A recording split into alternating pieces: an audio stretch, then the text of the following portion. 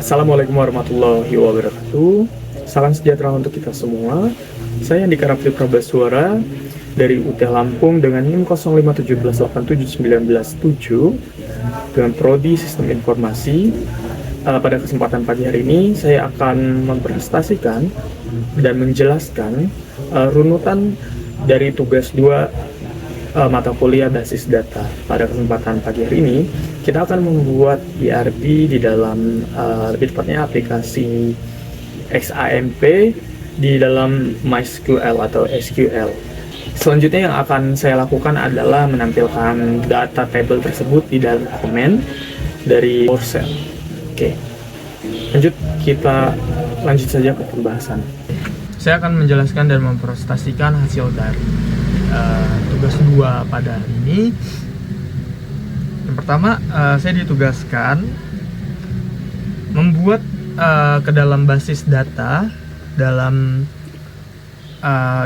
pada MySQL atau MariaDB di aplikasi XAMPP dengan tabel entity utama kita ada 6, yaitu dokter, pasien, administrator, pasien dokter, daftar, dokter admin. Lalu saya akan merincikan atribut yang sesuai. Jadi nanti saya akan menambahkan beberapa atribut, mungkin di pasien berupa nama pasien, jenis kelamin pasien, ID pasien. Jadi nanti saya akan menjelaskan untuk menambahkan beberapa deskripsi di dalam atribut. Lalu panduannya mengacu pada panduan praktikum yang telah disediakan di e-learning atau di dalam buku basis data. Nah, oke, kita lanjut saja ke aplikasinya. Jadi terutama kita akan mendownload aplikasi XAMPP di browser, lalu kita jalankan. Hal yang pertama kita lakukan adalah mengaktifkan menu action ini, start di Apache dan MySQL. Selanjutnya kita ke menu admin. Nanti kita akan tampilkan menu seperti ini. Saya akan menggunakan browser Chrome karena menurut saya ini adalah yang stabil. Hal yang pertama kita lakukan adalah membuat database di MySQL. Oke, kita buka di menu database. Di sini sebenarnya saya sudah mengerjakan ini dan telah menguji beberapa kali. Sekarang kita akan menjalankan tugas dengan real.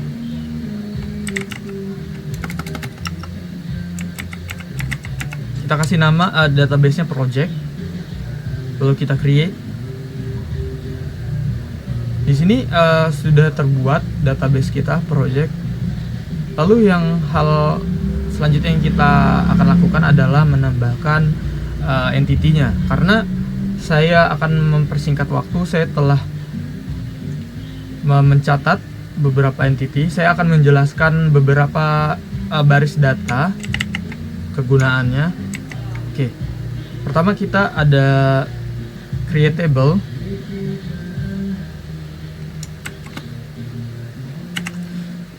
Create table berfungsi untuk menambahkan table atau menambahkan atribut atau entity. Kita tambahkan entity dokter. Lalu di sini isi dari entity tersebut, mulai dari ID dokter, nama dokter, spesialis, waktu kerja, alamat dokter, dan nomor HP. Nah, di sini saya menambahkan integer karena kita tahu sendiri ID berupa angka. Jadi saya memasukkan jenis integer di dalam sini. Jadi kita hanya memasukkan beberapa karakter data. Lalu di sini ada perintah auto increment. Perintah auto increment itu berfungsi selayaknya semisal dia akan memberikan kode unik. Jadi ID dokter tidak boleh sama karena dia adalah primary key-nya.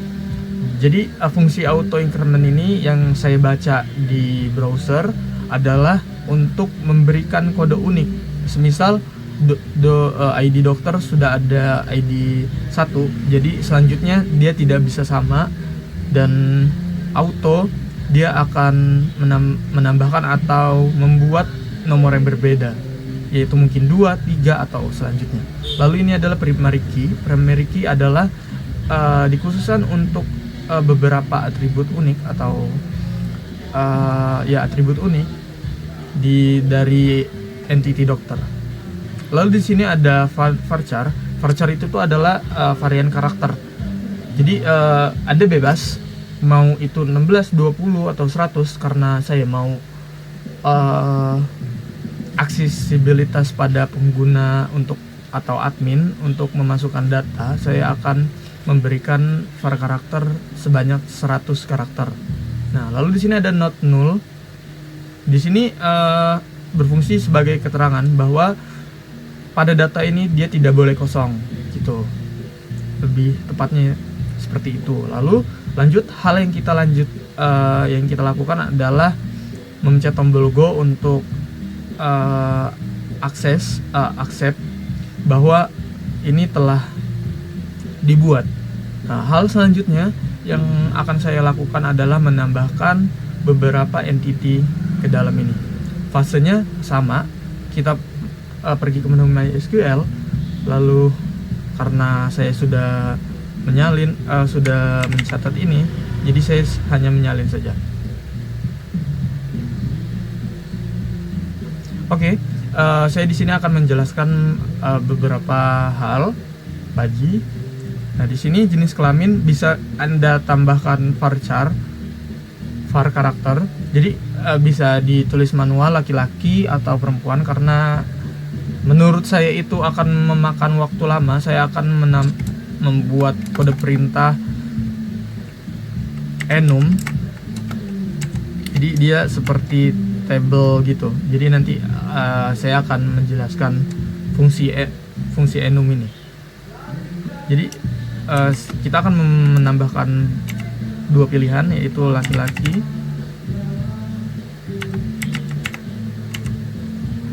Jangan lupa dikasih tanda petik di setiap itu supaya nanti bisa terbaca kalau ini adalah perintah dari kode enum.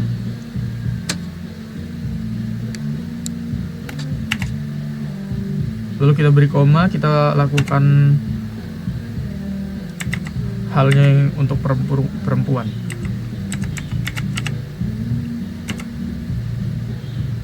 Oke.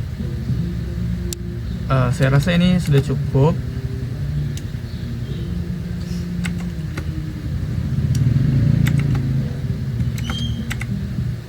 Oke, terjadi error di sini.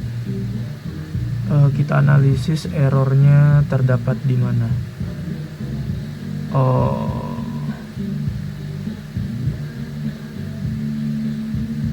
Errornya terdapat di sini, teman-teman. Ini ternyata kita berikan koma.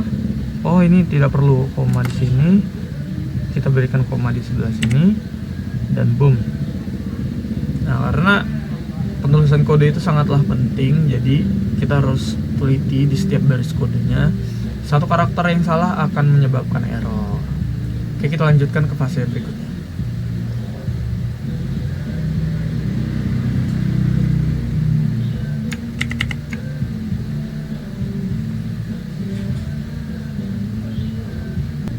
Oke, setelah kita menambahkan 6 entity di dalam database, kita pastikan ini sudah terisi semua. Ke-6 ini sudah terisi semua. Selanjutnya saya akan membuat atau menambahkan beberapa atribut di dalam pasien. Kita klik dulu ini pasien, lalu kita ke insert, atau bisa di structure juga.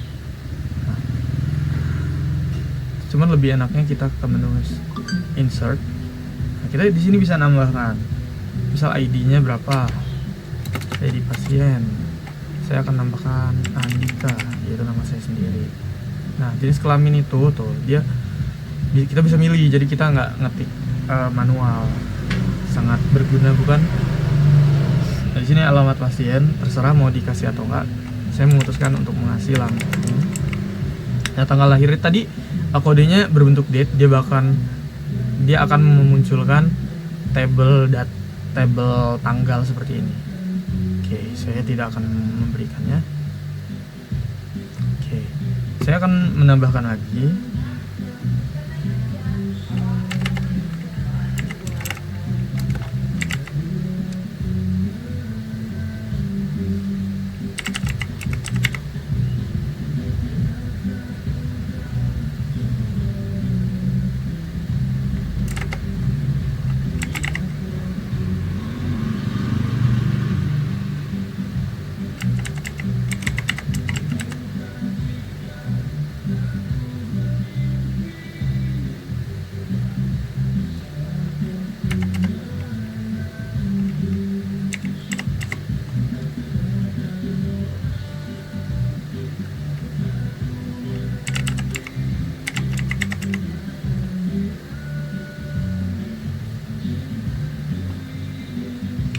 Oke, data pasien sudah dimasukkan seperti sini. Di dalam lebih tepatnya data array, kita bisa lihat di sini ada Andika V Sivajo dengan jenis kelamin. Lalu di sini ada alamat pasien. Oke, hal selanjutnya yang akan saya lakukan adalah, nah, kenapa saya sebelum itu saya akan menjelaskan kenapa saya menambahkan ini.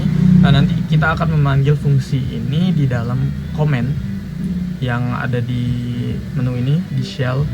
Nanti kita akan memanggil ini.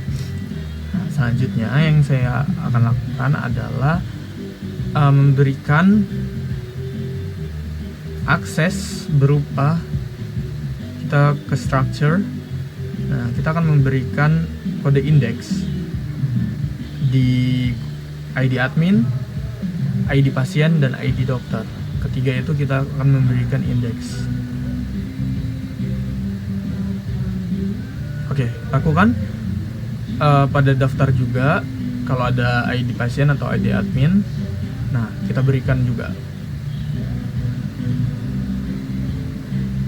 Nah, sebenarnya karena saya sudah mengkode sebelumnya, ada beberapa perintah untuk memberikan indeks tanpa proses ini. Sebenarnya saya sudah melakukannya, tapi biar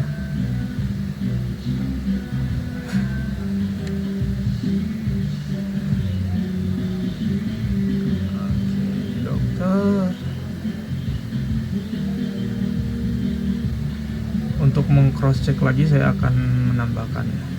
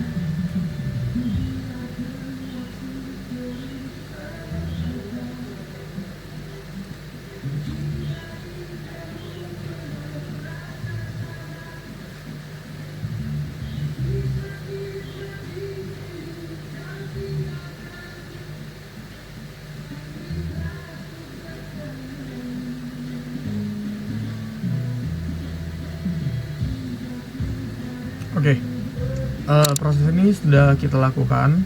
Sebenarnya kita harus ke desain untuk menghubungkan relationship beberapa entity yang telah kita berikan perintah indeks tadi. Kita ke designer. Sebenarnya kita bisa nyusun sesuai dengan yang ada di sini.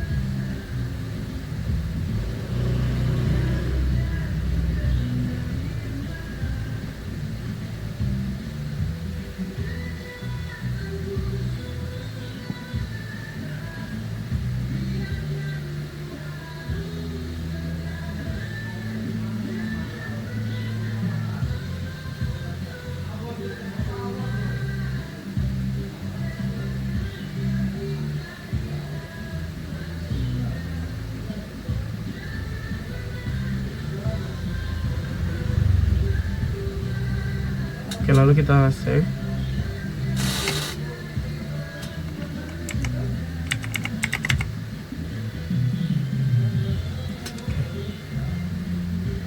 Kalian bisa menambahkan ini. Sini kita pilih case A.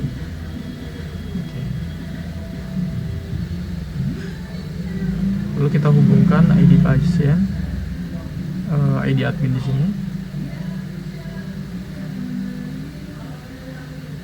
ke ID admin di administrator. Kita kasih case 8 juga. Berikutnya kita berikan juga dari sini ID admin ke dokter admin case 8. Nah, ini sudah ada. Lalu kita berikan ke ID dokter, sini. Nah, sudah ada.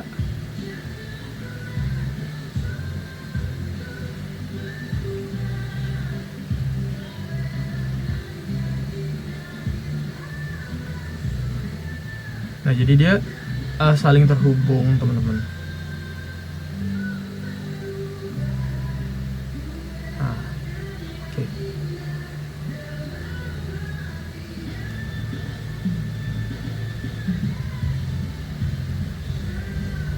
Setelah kita buat desainnya, selanjutnya kita akan ke menu, ke software XAMPP, lalu kita ke menu shell, menampilkan perintah ini untuk menampilkan MariaDB, teman-teman.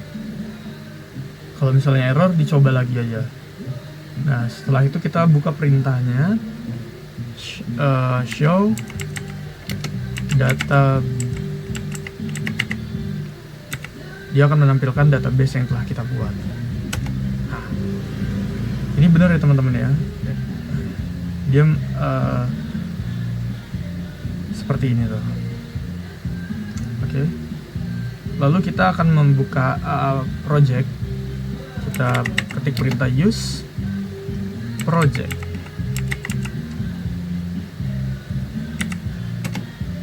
Nah, lalu kita akan membuka atau menampilkan perintah show database. Show tables gitu. Show database. Coba ya, saya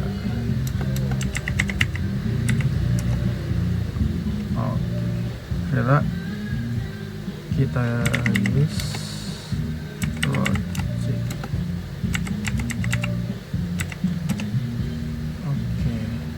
Open show tables. Ternyata perintahnya adalah show tables untuk menampilkan tabel yang telah kita buat di database project. Di sini ada administrator, ada daftar, ada dokter. Ini sesuai ya teman-teman. Nah, begitu juga kita bisa menampilkan data yang telah kita kita buat sebelumnya. Yang tadi ada nama, ada alamat, ada jenis kelamin. Nanti kita tampilkan di sini. Perintah select untuk mengambil data dari dalam tables. Kita pilih select karena kita ingin menampilkan nama pasien.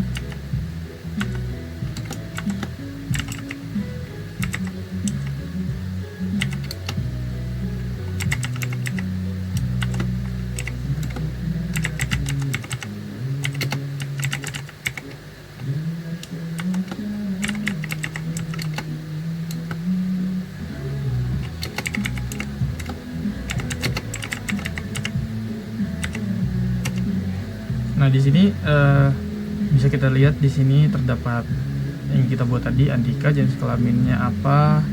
Nah, ini terdapat 4 rows. Menurut saya itu saja untuk tugas 2 yang telah saya kerjakan. Mungkin saya ada salah proses atau salah kata, saya ucapkan mohon maaf bila ada kesalahan tersebut. Mungkin rekan-rekan atau dosen yang melihat video saya mungkin bisa kasih petunjuk atau bisa membenarkan hal yang saya lakukan. Itu sangat terbuka, bisa dikomen di kolom komentar untuk mengkoreksinya. Saya ucapkan assalamualaikum warahmatullahi wabarakatuh.